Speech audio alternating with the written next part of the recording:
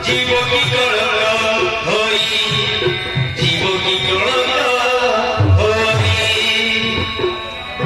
এতে আমার বছর পাইব কি বা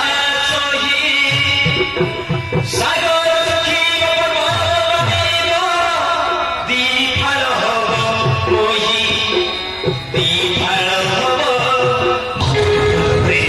মহাভারতের তৈরি লেখাকে এই মন্দির এই মন্দির তাজমহল হওয়ার মানুষ উঠাই শেষ হতো